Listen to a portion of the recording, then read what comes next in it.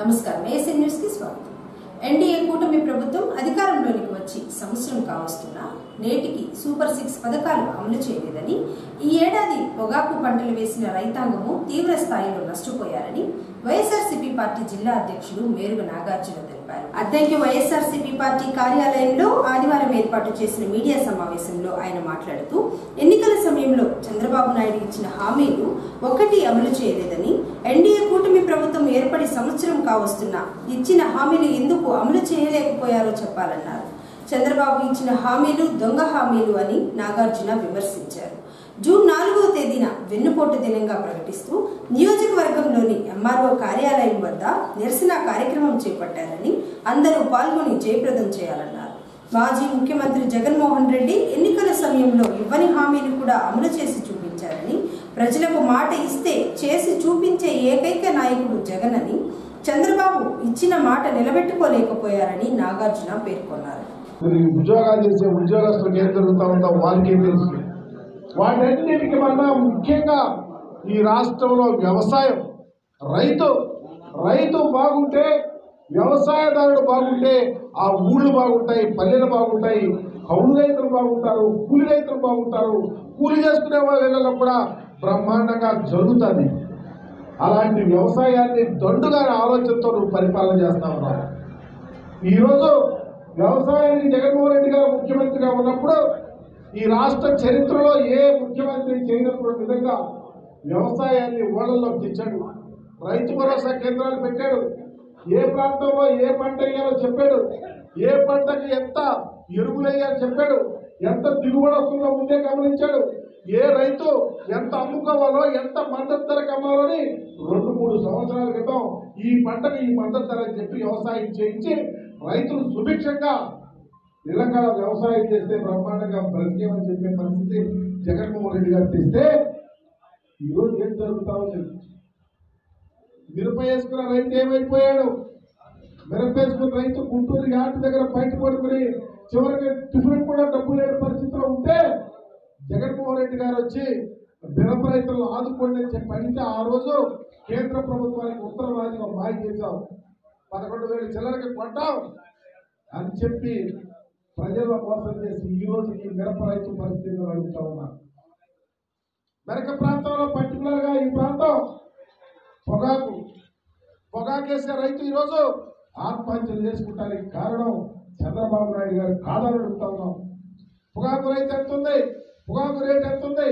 జగన్మోహన్ రెడ్డి గారు ముఖ్యమంత్రిగా ఉన్నప్పుడు పొగాకు రైతులు వెళ్ళి అయ్యా మా పొగాకు గురించి ఆలోచించమని చెప్తే జగన్మోహన్ రెడ్డి గారు ఏమన్నారో తెలుసా? అంతకుముందు నీ దగ్గరికి వెళ్తే నువ్వేమన్నావో తెలుసా? అంతకుముందు జగన్మోహన్ రెడ్డి గారి కన్నా ముందు ముఖ్యమంత్రిగా చంద్రబాబు నాయుడు ఉన్నప్పుడు రైతులంతా వెళ్తే ఆ కొనుగే వ్యాపారస్తులు పిలిచి నువ్వు ఈ పొగాకు కొనకపోతే వ్యాపారస్తుల యొక్క కంపెనీల యొక్క కరెంటు కట్ చేస్తానని చంద్రబాబు నాయుడు చెప్పి చేతులు తుడుపుకున్నాడు। కరెంటు కట్ చేయగా వ్యాపారస్తులు కొన్నా। జగన్మోహన్ రెడ్డి గారు అయితే వ్యాపారస్తులు పిలిచి మీరు కొంటారా కొనరా, మీరు కొనకపోతే నేను కొంటానని చెప్పి 118 కోట్లు వెచ్చించి మార్కెట్ ద్వారా పొగాకు రైతులకు సంబంధించి పొగాకు కొన్నటువంటి పరిస్థితి ఉంది। ఈరోజు మీరు చూస్తా ఉన్నారు, పర్చూరు కానీ, అద్దంకి కానీ, సర్వోత్తరపూడి కానీ, మరి ఒంగోలు జిల్లాలో పొగాకు వేసుకున్న రైతు, వర్జీనియా పొగాకు వేసుకున్న రైతు అలో లక్ష అంటా ఉన్నాడు। మద్దతు ధర లేదు, కొనేనాడు లేడు, కొనేవాడు కూడా అప్పలంగా కొట్టం, అసలు ఏమి లేకుండా చివరికి డిఫాల్టర్స్ గా చాలా పనికిరానట్టుగా వదిలేసే పరిస్థితి। ఎక్కడ 30,000, ఎక్కడ 10,000, ఎక్కడ 5,000 ఈరోజు పొగాకు। అదే కాకుండా నల్లబల్లి తెల్లబల్లి వేసుకున్న రైతు అయితే ఈరోజు పర్చూరు ఈ ప్రాంతం చూసా ఈ మధ్యకాలంలో నేను వెళ్ళి ఆత్మహత్యలు చేసుకుంటే చాలా దారుణం। ఈ మధ్య నేను వెళ్ళి తిరిగి వచ్చినాక ఈ నియోజకవర్గ మంత్రి గారు ఇక్కడ ఉన్నటువంటి ఎమ్మెల్యేలంతా ఒక మీటింగ్ పర్చూరులో పెట్టారు। అయా బర్లీ పొగాకు కొనండి, రైతులు కౌలు రైతులు ఆత్మహత్య చేసుకుంటున్నారు, ఇదివరకు జగన్మోహన్ రెడ్డి గారు ప్రభుత్వంలో ఎట్లా ఉందో కొనమంటే వాళ్ళు అడివరిగా అధికారులతో మీటింగ్ పెట్టి 10,000కి మంచిది కొట్టాం, ఆ 9,000 5,000 కొట్టాం అన్నాడు। 10,000 లేదు, 5,000 లేదు, ఈ రోజుకి ఎక్కడా కొట్టాలా? అంటే ప్రభుత్వం ప్రైవేట్ కంపెనీలతో లాలూచి పడింది, రైతులను విస్మరించిందే రైతు ఈరోజు అలోలక్షణ అంటూ ఉన్నాడు. అందుకనే ఇలాంటివి భూకొలలు. ఇకపోతే రాజధాని ప్రాంతం అంటున్నాడు, లేకపోతే రైతాంగం గురించి మర్చిపోయాడు. రకరకాల ఆలోచనలతో పరిపాలన జరుగుతూ ఉంది. కాబట్టి అబద్ధపు హామీ ఇచ్చాడు. కాబట్టి సంవత్సర కాలం అవుతా ఉంది. రేపు 4వ తారీఖు రాష్ట్ర ప్రభుత్వం ఆదేశాల మేరకు నేటి నుంచి రేషన్ షాపుల ద్వారా నిత్యావసర సరుకుల పంపిణీ అనేది పునఃప్రారంభమైందని, ప్రజలందరూ రేషన్ షాపుల వద్దకు వెళ్లి రేషన్ సరుకులు తెచ్చుకోవాలని అద్దంకి మండలం తహసీల్దార్ శ్రీచరణ్ అన్నారు. అద్దంకి మండలం చక్రాయపాలెం, బొమ్మనంపాడు గ్రామాలలో ఎంఆర్ఓ శ్రీచరణ్ ఆదివారం రేషన్ షాపులను పునఃప్రారంభించి ప్రజలకు రేషన్ సరుకులు అందజేశారు. ఈ సందర్భంగా ఆయన మాట్లాడుతూ ఎండియు ఆపరేటర్లు గతంలో ప్రజలకు రేషన్ సరుకులు పంపిణీ చేసేవారని, జూన్ నెల నుంచి రేషన్ షాపుల వద్దనే డీలర్లు ప్రతి నెల 1వ తేదీ నుంచి 15వ తేదీ వరకు రేషన్ సరుకులు అందజేస్తారని, దివ్యాంగులకు, ఒంటరిగా ఉండే వృద్ధులకు ఇళ్లకు వెళ్లి రేషన్ సరుకులు ఇవ్వడం జరుగుతుందని ఎంఆర్ఓ శ్రీచరణ్ చెప్పారు. అద్దంకి అర్బన్ లో 18 షాపులు, రూరల్ లో 40 రేషన్ షాపులు ఉండగా ఆదివారం నుంచి ప్రజలకు రేషన్ సరుకులు పంపిణీ ప్రారంభించడం జరిగిందన్నారు. అందరికీ నమస్కారం. ఎండియు ఆపరేటర్ స్థానంలో ఈ రోజు నుంచి ప్రభుత్వం చేపట్టిన రేషన్ షాపుల ద్వారా పంపిణీ కార్యక్రమానికి భాగంగా ఈరోజు బొమ్మనంపాడు గ్రామం రావడం జరిగింది. ఈరోజు వచ్చి షాపులు ప్రారంభించి రేషన్ పంపిణీ ప్రారంభించడం జరిగింది. అదేవిధంగా మండలంలోని అన్ని గ్రామాల్లో, వార్డుల్లో కూడా ఈరోజు నుంచి షాపుల ద్వారా రేషన్ సరుకులు పంపిణీ చేయడం జరిగింది. టౌన్లో 18 షాపులు, రూరల్లో 40 షాపులు, మొత్తం 58 షాపులు ఉన్నాయి. షాపులన్నీ కూడా ఆల్రెడీ యాక్టివేట్ రెవెన్యూలోకి వచ్చినాయి.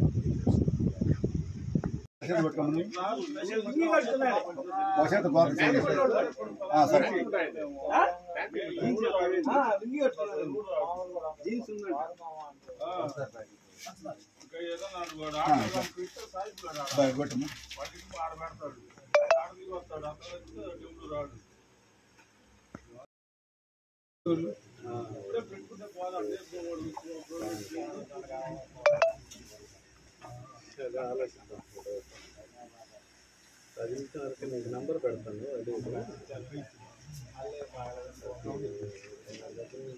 చేసుకొని చేయడానికి కడతాను.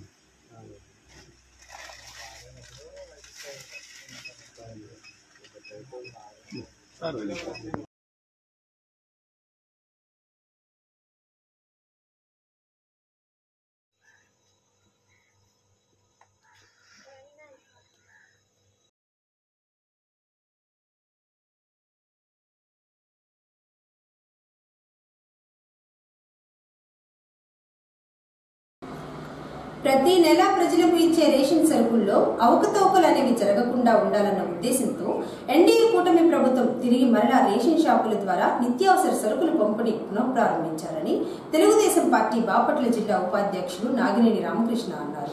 అద్దంకి మండలం బలరామకృష్ణపురం కాలనీలో ఆదివారం రేషన్ షాపును నాగినేని రామకృష్ణ ప్రారంభించి ప్రజలకు నిత్యావసర సరుకులు పంపిణీ చేశారు. అలాగే అద్దంకి పురపాలక సంఘం పరిధిలోని 12వ వార్డులో కౌన్సిలర్ రమేష్ బాబు, తెలుగుదేశం పార్టీ పట్టణ అధ్యక్షులు చిన్ని శ్రీను, కురిచేటి శంకర్రావు విడివిడిగా హాజరై రేషన్ షాపులను పునఃప్రారంభించి ప్రజలకు రేషన్ సరుకులను పంపిణీ చేశారు. రాష్ట్ర ప్రభుత్వం తిరిగి మరలా రేషన్ షాపుల ద్వారా రేషన్ సరుకుల పంపిణీ పునఃప్రారంభించడం సంతోషంగా ఉందని, ప్రతి నెల 1వ తేదీ నుంచి 15వ తేదీ వరకు ఉదయం 8 గంటల నుంచి మధ్యాహ్నం 12 గంటల వరకు, మరలా సాయంత్రం 4 గంటల నుంచి 8 గంటల వరకు రేషన్ షాపుల్లో రేషన్ సరుకులు ఇవ్వనున్నారని కౌన్సిలర్ రమేష్ బాబు తెలిపారు. మన ఆంధ్రప్రదేశ్ ప్రభుత్వం గౌరవ ముఖ్యమంత్రి వర్యులు శ్రీ నారా చంద్రబాబు నాయుడు గారు పాత విధానాన్నే మళ్ళీ అవలంబించున్నాడు. గత ప్రభుత్వంలో ఆయన ఉన్నప్పుడు ఎలా అయితే ఉన్నదో అదే విధాన్ని ఇచ్చేస్తున్నాడు. గత ప్రభుత్వం ఇంటి వద్దకే కోటా సరుకులు అని చెప్పేసి ఇచ్చేశారు. కానీ అది మంచి పద్ధతి కాదు. ఇది టైమింగ్, పలానా టైము, పలానా వాళ్ళు అంటే వాళ్ళు ఏదో వస్తారు, తీసుకెళ్తుంటారు, వచ్చిన రోజు తీసుకునే వాళ్ళు తీసుకుంటారు, లేకపోతే అవన్నీ బ్లాక్ మార్కెట్కి వెళ్ళిపోతాయి. అలా కాకుండా ఈరోజు ప్రతి వాళ్ళకి ఒక ఈ పాత విధానాన్ని అవలంబిస్తూ ఇట్లా ఇచ్చేసి ఉన్నారు. ఇది ప్రతి వారికి ఇంటికి చేరుతుంటాయి. అందువల్ల మన ప్రభుత్వాన్ని మనం హర్షించాలి. అలాగే వాళ్ళు ఉదయం పలానా టైం, సాయంత్రం పలానా టైం అని టైమింగ్స్ కూడా పెట్టున్నారు. అలా 15 రోజుల పాటు ఎవరి పనులు వాళ్ళు చేసుకుంటూ కూడా మళ్ళీ వచ్చి మన ఈ రేషన్కి ఇబ్బంది లేకుండా జరుగుతూ ఉంది. అలాగే మన గౌరవ శాసనసభ్యులు గొట్టిపాటి రవికుమార్ గారు మరియు విద్యుత్ శాఖ మంత్రి వర్యులు గొట్టిపాటి రవికుమార్ గారి ఆదేశానుసారం మేము ఈ కార్యక్రమం తలపెట్టున్నాము. గొట్టిపాటి రవికుమార్ గారికి మా ధన్యవాదాలు.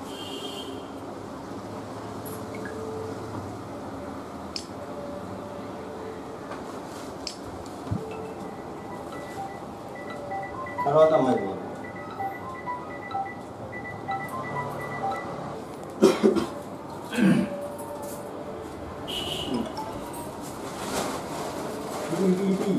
శంకర్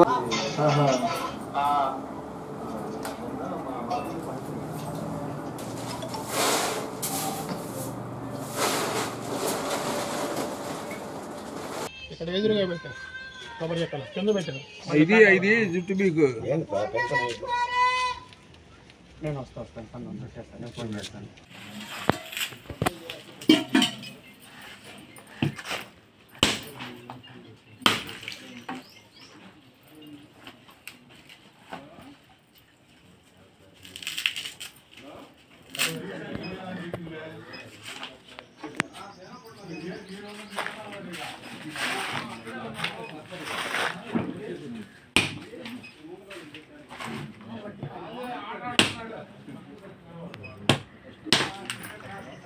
కానీ తర్వాత తెద్దాం నీళ్ళు.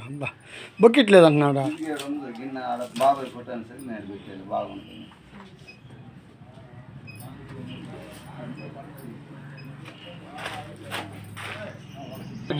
ఏడి రామంజి అన్న, రామంజిలే 45 తర్వాత 00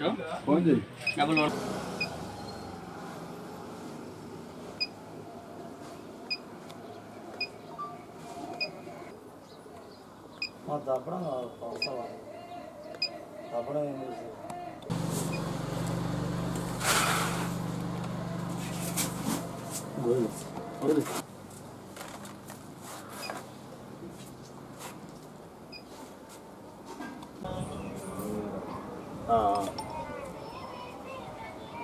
ఎన్ని కేజీలు వస్తాయి చెప్పమ్మా.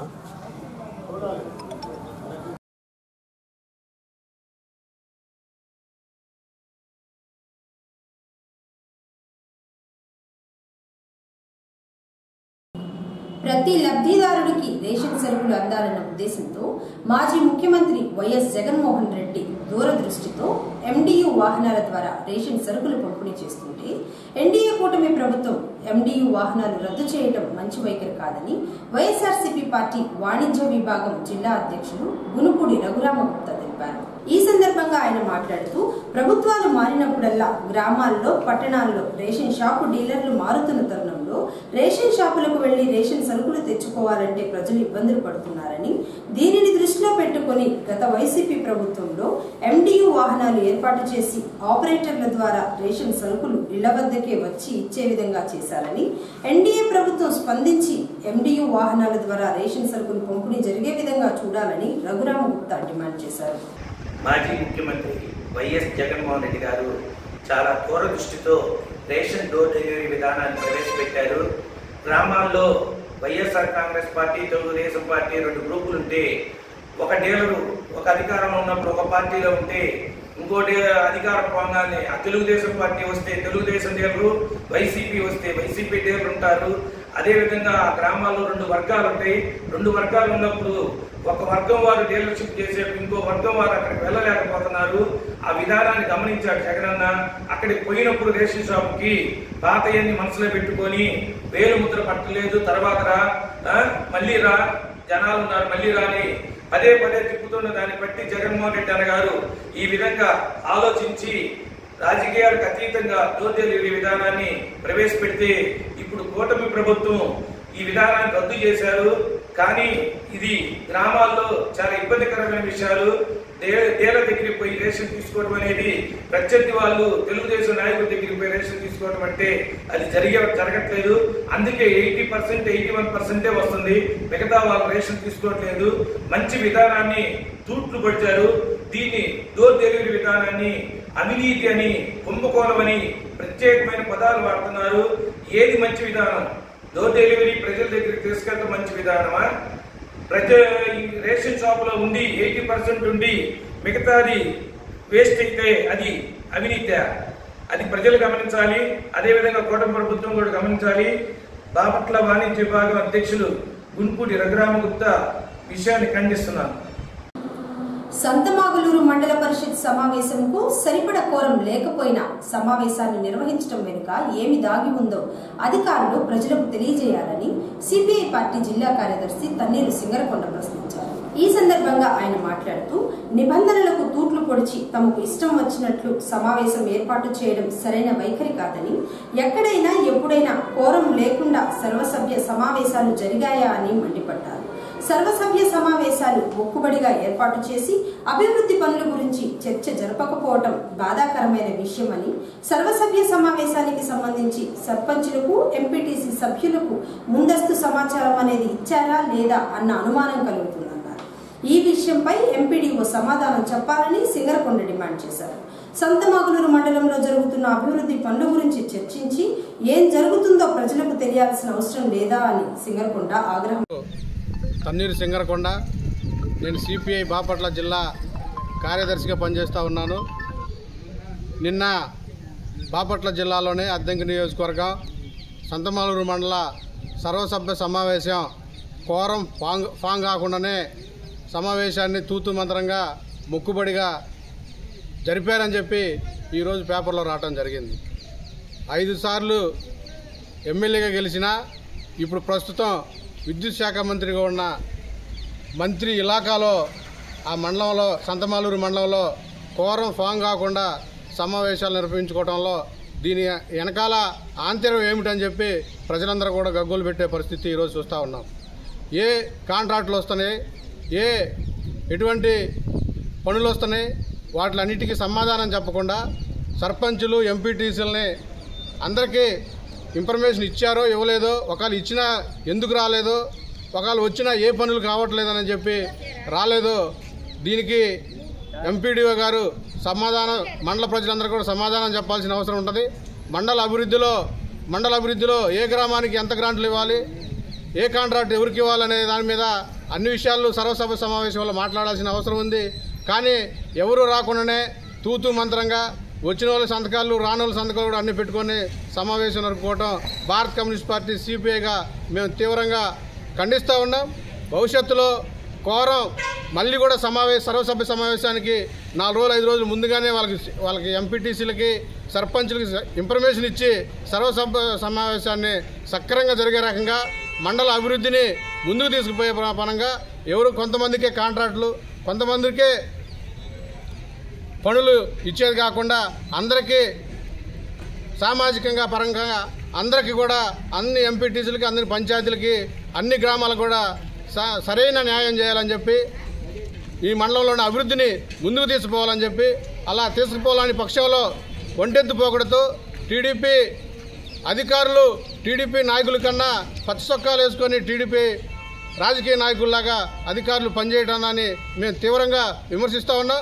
భవిష్యత్తులో ఇదే విధంగా కొనసాగితే భారత కమ్యూనిస్ట్ పార్టీ సిపిఐ సంతమాగులూరు మండల సమితి ఆధ్వర్యంలో మేము ఉద్యమ రూపంలోకి వెళ్తామని చెప్పి, దానికి పూర్తి బాధ్యత అధికారులు వహిస్తారని చెప్పి ఈ సందర్భంగా అధికారుల్ని, అదేవిధంగా మన మంత్రి గారైనా అట్లా ఎందుకు జరిపారని చెప్పి అధికారుల్ని మంత్రి గారు ప్రశ్నించాలని చెప్పి దీని మీద సరిగా మళ్ళీ సర్వసభ్య సమావేశాన్ని మళ్ళీ వేసి సంతమాగులూరు మండల అభివృద్ధిలో అధికారులు, ప్రజాప్రతినిధులు అందరూ కూడా కలిసిమెలిసి ముందుకు రావాలని చెప్పి, దానికి ప్రజలందరూ కూడా సహకరిస్తారని, లేని పక్షంలో ప్రజలు ప్రజలు చేసే విమర్శలకి వాళ్ళే కారణమవుతారని చెప్పి ఈ సందర్భంగా అధికారులని, ప్రజాప్రతినిధుల్ని హెచ్చరిక చేస్తా ఉన్నాం.